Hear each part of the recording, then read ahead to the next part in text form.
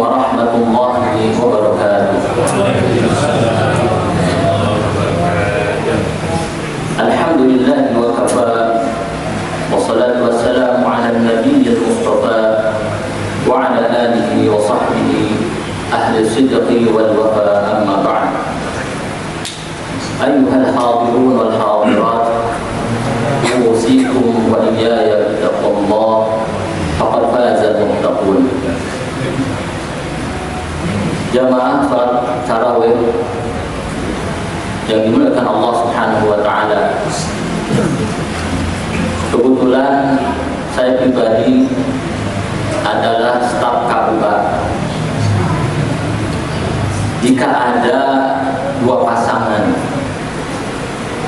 ingin segera melangsungkan pernikahan, tentu bisa kebayang gimana kalau ada dua sejoli pengen nikah.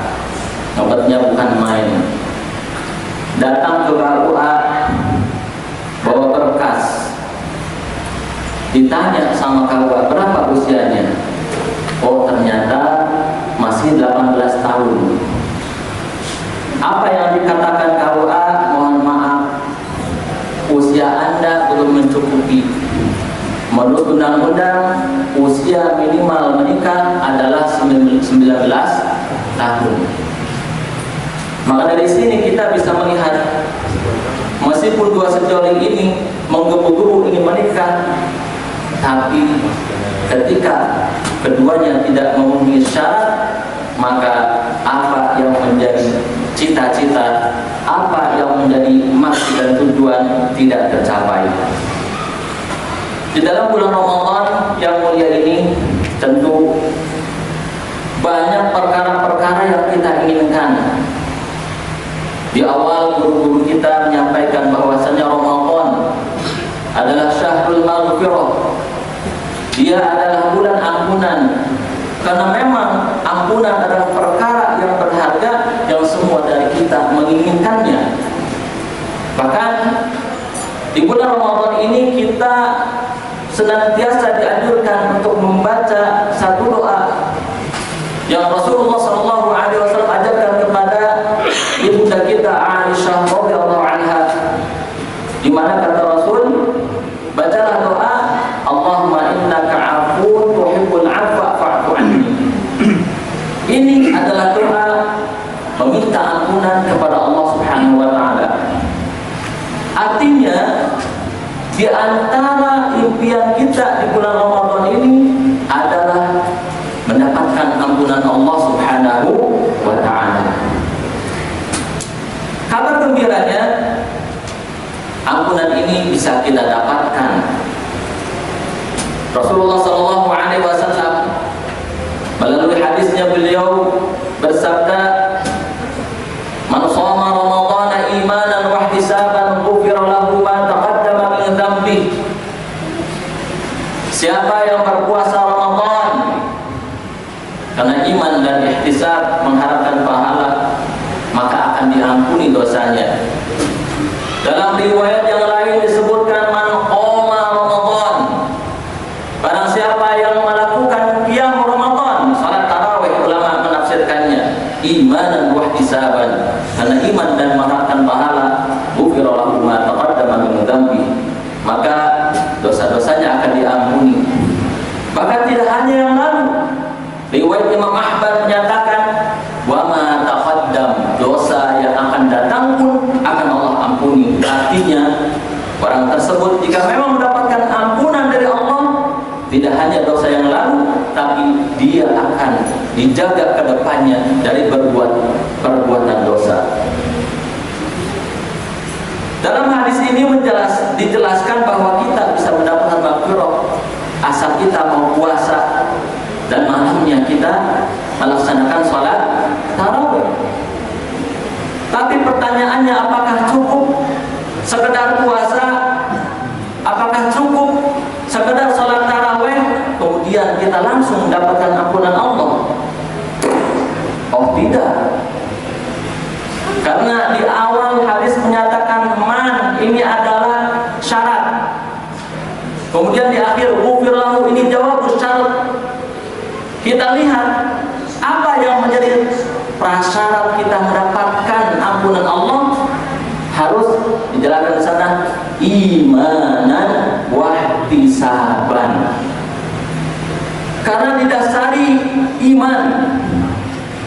Artinya kita meyakini bahwasanya kewajiban puasa adalah kewajiban dari Allah Tuhan kita, dan kita adalah hamba, sehingga sebagai bentuk ketaatan kita puasa.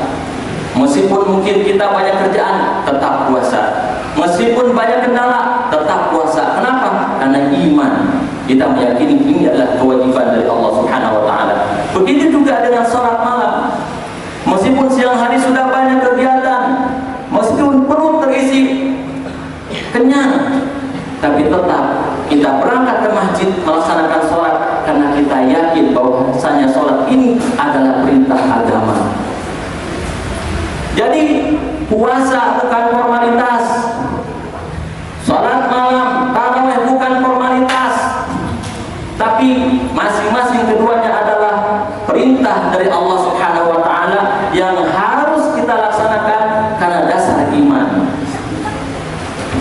Banyak hal yang memang disampaikan oleh Rasulullah SAW dan harus didasari atas keimanan.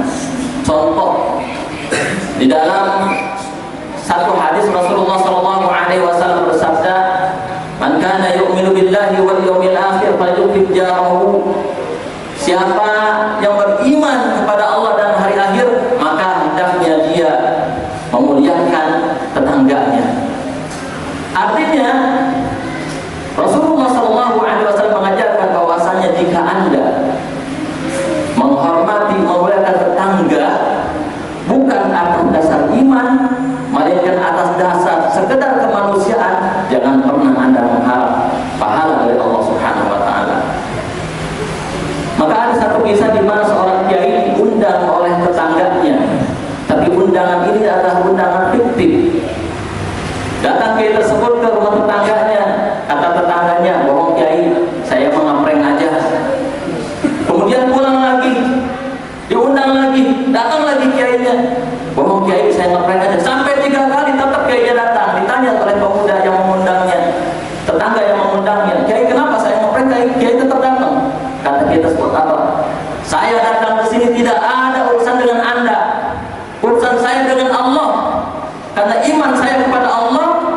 Kata Allah, "Barang siapa yang beriman kepada Allah dan hari kiamat, maka hendaknya dia muliakan tetangganya. Atas dasar itulah saya datang terus, bukan karena Anda." Artinya orang yang menjadikan ibadahnya berdasarkan atas keimanan tidak akan pernah terpengaruh oleh status sosial. Meskipun tanggal 8 masjid kita sudah banyak yang kosong, tidak masalah, karena kita ke masjid bukan karena hanya viral saja. Oh, mumpung ini tanggal 1, oh tanggal 2, ayo masjid makmurkan, masjid penuhkan, nanti kok biasanya juga kosong. Itu kata-kata kita, biasanya kosong. Padahal sholat tarawih bukan kebiasaan, dia adalah ketaatan kepada Allah Subhanahu wa taala. Sholat tarawih di belakang saja, sok depan jangan kosong, sok depan mah bikin panas. Itu yang mengatakan ibadah adalah kebiasaan. Padahal kalau kita menyatakan ibadah adalah ketaatan kepada Allah, apapun kondisinya tetap kita akan laksanakan. Jadi yang pertama, dasar atau syarat kita mendapatkan ampunan adalah kerjakanlah ibadah puasa yaumul lail atas dasar iman kita kepada Allah Subhanahu wa taala, bukan sekedar formalitas biasa. Kemudian yang kedua, harus ihtisaban. Ada rasa harap kepada Allah. Mudah-mudahan ya Allah, dengan ibadah yang saya laksanakan, Engkau berkenan memberikan aku pahala. Tentu kalau memang pahala adalah tujuan kita, pahala adalah yang kita inginkan. Kata ulama, man kana ma kana aksara fi'lan kana aksara fadlan. Semakin banyak kita melakukan kuantitas dalam ibadah, maka semakin besar juga potensi kita mendapatkan pahala. Sehingga dalam hal ini, hadirin wal hadirat yang dirahmati Allah Subhanahu wa taala, kita harus senantiasa memperbaiki ibadah-ibadah kita. Kalau kita ihtisab ingin mendapatkan pahala, ya masa ibadah puasanya cuma nahan lapar haus saja.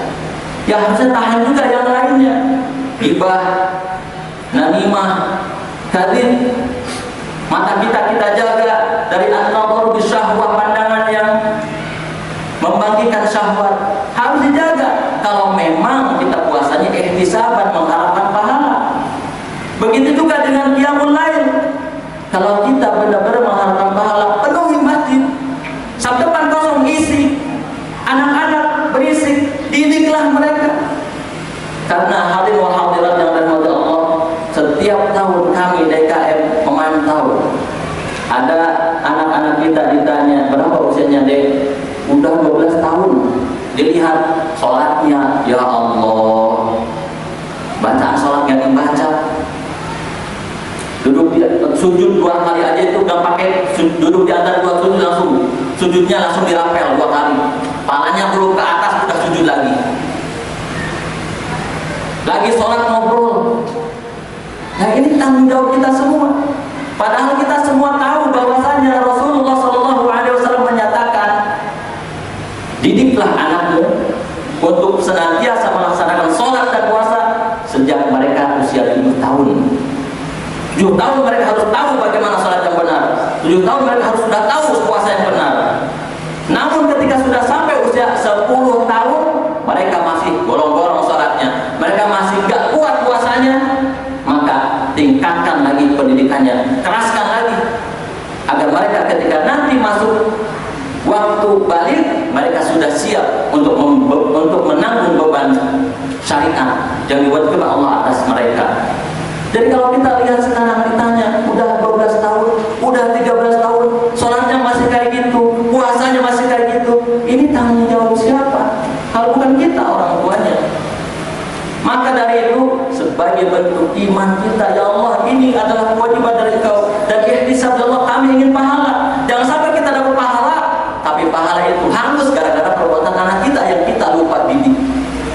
Maka dari itu hadirin Allah, sebagai penutup daripada kultum, mari sama-sama kita niatkan lagi untuk terus memperbaiki ibadah-ibadah kita, dan kita kembalikan lagi niat, teruskan lagi niat bahwasanya ya Allah, saya puasa Ramadan kali ini ingin lebih baik. Saya benar-benar ingin melaksanakan puasa. Saya benar-benar ingin melaksanakan qiyam Ramadan imanan wa ihtisaban.